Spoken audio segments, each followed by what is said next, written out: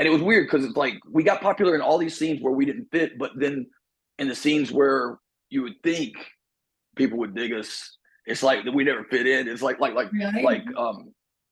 yeah, it was like our early shows were all with like just like rappers and stuff and DJs and stuff and everything Wow. like and because they were better shows because they were just because the energy was still it reminded me of going to punk shows when I was a kid. You know, people were still just Yeah. into it. It wasn't like because in the '90s and stuff, it became this like hot topic like fashion kind of thing. Right. You know, and it was just like it felt more like pop music. It felt like a theme where people were going to be seen instead of like released or like having fun or like and like it was like that scene that we were in was it felt more alive, it felt more, and then it was cool because we were something different. So it was like if you're there and you're partying and it's all this, and all of a sudden this band comes up and they're all like killing themselves on stage and puking all over themselves and bloody, and people are throwing pigs heads at them and like all kinds of crazy shit.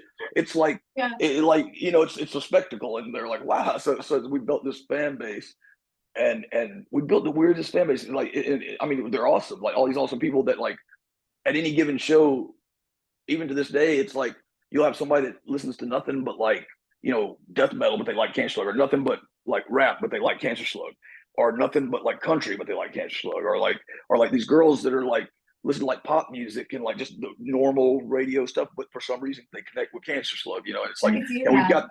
we have this super diverse like people that just see something in it that appeals to them. It's like it's really cool. Like I don't. It's like I don't know why, but like early on in like the early 2000s, especially like kind of once the music really got out good. I mean, we're not a big band or nothing, but like for a little band from Alabama, we got like a lot of people got into it real fast, and like all of a sudden we had this huge like I remember like most of our audience was female, and which I was always kind of like, I could easily see somebody pigeonholing us as some kind of like misogynistic thing or some kind of like, but it's like, but Yeah. then it was like all of a sudden, like our first real hardcore fans, it would be mostly like a lot of like, gay, lesbian, trans, like just like, I mean, it was just this like people that saw something in it they connected with, and they somehow they really and it was cool because it felt like we were doing something different. Like we were out kind of out on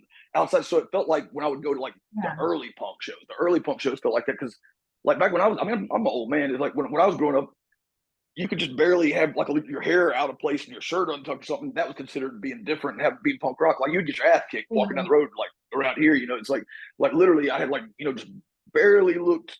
You know, it's like when like like in the '90s, everybody was trying to dress like punks in movies from the '80s or something like the postcards or like these like I can see that. cheesy like Yeah. Saturday Night Live looking punks or something. But that wasn't the way I remember it. I remember like people just doing. I mean, it wasn't about the look. It was like some of them dressed trashy just because we were homeless and stuff. Like it's like we were it's like so you just kind of mismatch put stuff together, but everybody knew you were a punk just because like I mean they just knew you just had to be radiated or something. Like people pull over to kick your Yeah. ass and stuff.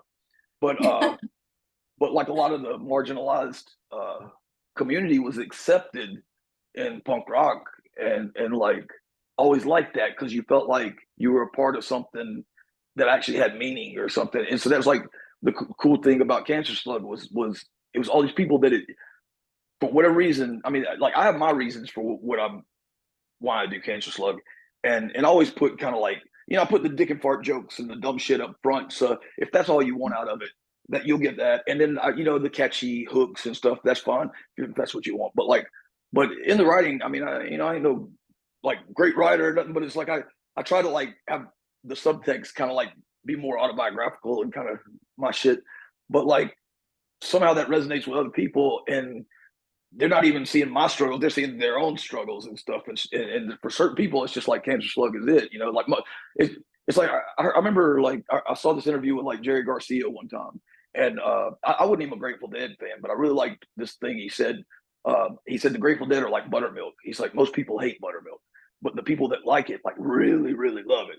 And that's kind of how Cancerslug is Yeah. too. It's like most people have never heard of us, and most people if they do hear us would hate it, and that's fine. But like for some reason, for certain people, it's like there's no in between. Either like most people that are into Cancer, either it's like their favorite band, like it's like the only tattoo they got, or like it's like the, you know, or they want me to carve it on them or burn it in them or something.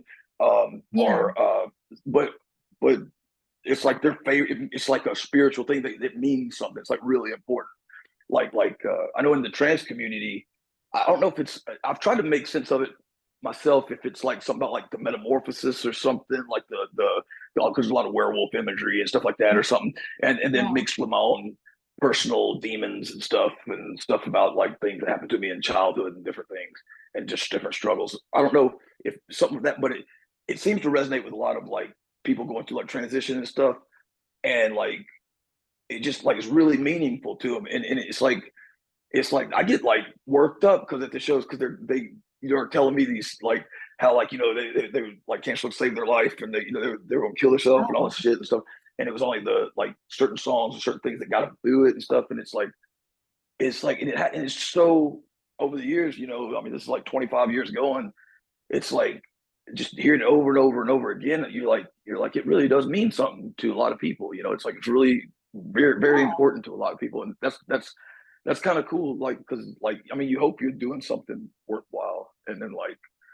to have people validate that is like it's kind of like you know, I'm a softie, it gets me all worked up. Well, I don't know if a lot of people would think that about you, that you're a softie. That's But good. you do have That's some great love songs, though, I have to say. it's duality. Everybody's got two sides. Yeah, that's true. Totally.